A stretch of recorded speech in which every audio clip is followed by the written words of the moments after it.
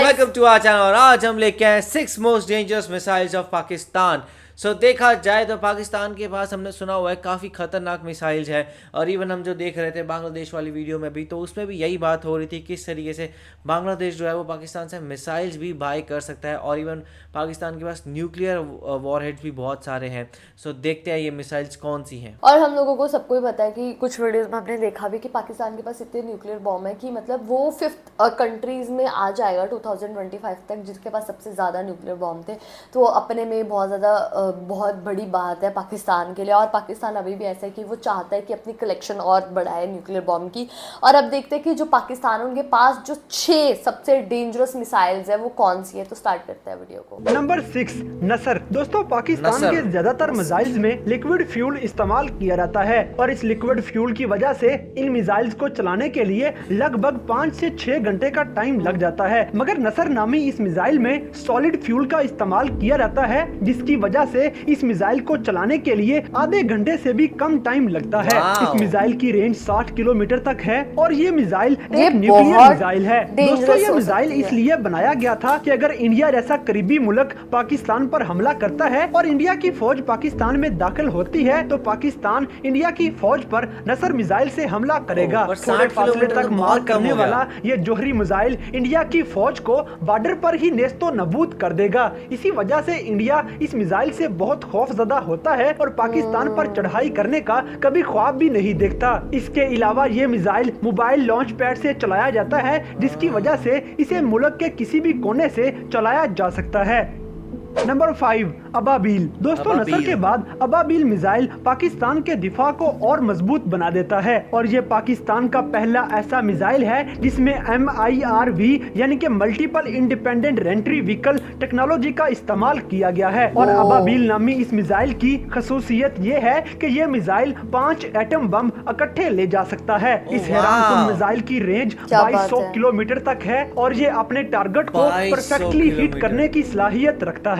दोस्तों, इसके अलावा अबाबील मिसाइल इंडिया का 95% हिस्सा कवर करता है, यानी कि ऑलमोस्ट पूरे इंडिया के किसी भी इलाके पे ये मार करने की सलाहियत रखता है। अबाबील में इस्तेमाल होने वाली टेक्नोलॉजी की वजह से भारत काफी परेशान है, क्योंकि भारत का एंटी मिसाइल सिस्टम भी इसको नहीं रोक सकता। क्योंकि जैसे ही एंटी मिसाइल सिस्टम इस मिसाइल को रोकने की कोशिश करता है तो ये मिसाइल छोटे छोटे टुकड़ों में तब्दील हो जाता है और यही छोटे छोटे टुकड़े फिर मिसाइल्स बन जाते हैं। और फिर इतने सारे छोटे छोटे मिसाइल्स को रोकना एंटी मिसाइल सिस्टम के बस की बात नहीं। तो यही वजह है कि अबाबील मिसाइल भी पाकिस्तान के दिफा को बहुत ज्यादा मजबूत बना देता है।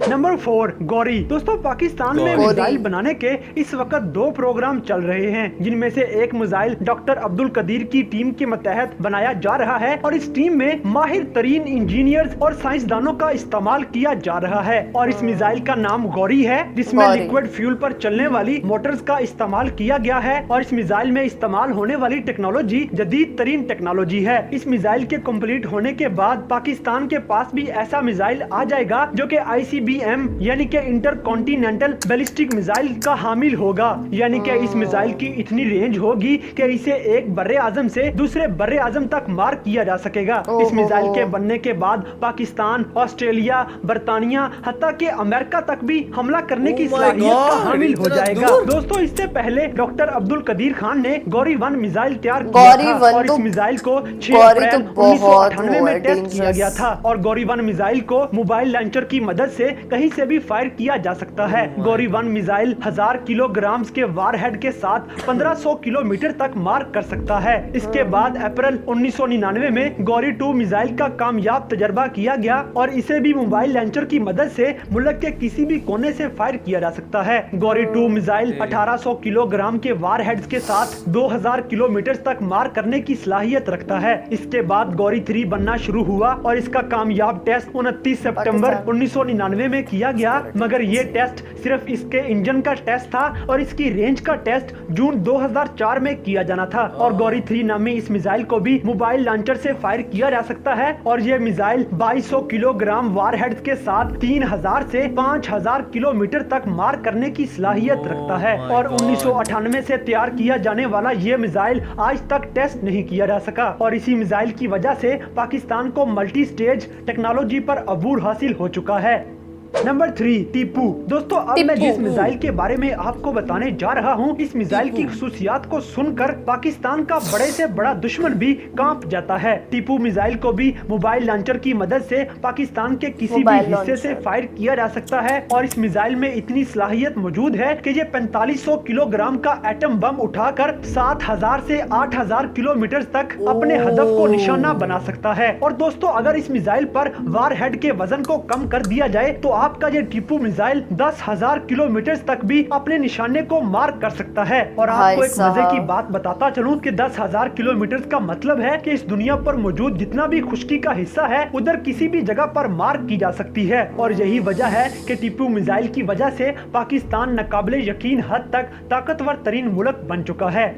नंबर 2 शाहीन। जब डॉक्टर अब्दुल कदीर को हटाया गया तो इनकी जगह पर डॉक्टर समर मुबारक ने मिसाइल प्रोग्राम्स को संभाल लिया। इन्हीं प्रोग्राम्स में से एक प्रोग्राम शाहीन मिसाइल का भी था और इस शाहीन मिसाइल पर काम जारी है जिसमें सॉलिड फ्यूल का इस्तेमाल किया गया है। और जिन मिसाइल्स में सॉलिड फ्यूल वाली मोटर्स का इस्तेमाल किया जाता है तो उन मिसाइल्स का साइज भी काफी बड़ा होता है। दोस्तों डॉक्टर समर मुबारक शाहीन प्रोग्राम के तहत शाहीन 1 मिसाइल तैयार कर चुके हैं और ये एक शॉर्ट रेंज मिसाइल है। इसके बाद शाहीन 2 भी तैयार किया गया जिसकी रेंज 2200 किलोमीटर से लेकर 2400 किलोमीटर तक मार करने की है। इसके बाद 2002 में शाहीन 3 भी तैयार कर लिया गया जिसमें multi stage solid fuel Motors का इस्तेमाल किया गया। और शाहीन 3 मिसाइल 2200 किलोग्राम वारहेड के साथ 4000 किलोमीटर से लेकर 4500 किलोमीटर तक मार करने की सलाहियत रखता है। और दोस्तों इधर आपको एक बात बताता चलूं कि अक्सर मीडिया पर लोग ये बात करते हुए नजर आते हैं कि शाहीन 3 की रेंज 2700 किलोमीटर तक है, लेकिन पाकिस्तान के एक लेफ्टिनेंट कर्नल अब्दुल रज़ाक भुट्टी का कहना है कि शाहीन 3 की रेंज 4500 किलोमीटर तक है। और ये मिसाइल ऐसा है कि इसमें मल्टी स्टेज टेक्नोलॉजी का इस्तेमाल करते हुए इसे ICBM यानी कि इंटर कॉन्टिनेंटल बैलिस्टिक मिसाइल में तब्दील किया जा सकता है। इसके अलावा शाहीन मिसाइल भी गौरी मिसाइल्स की तरह एटमी वॉरहेड्स होते हैं और इन्हें भी मोबाइल लॉन्चर्स के जरिए कहीं से भी फायर किया जा सकता है। कुछ माहिरीन का तो ये भी कहना है कि शाहीन 3 इंडिया के अग्नि 5 मिसाइल का जवाब है।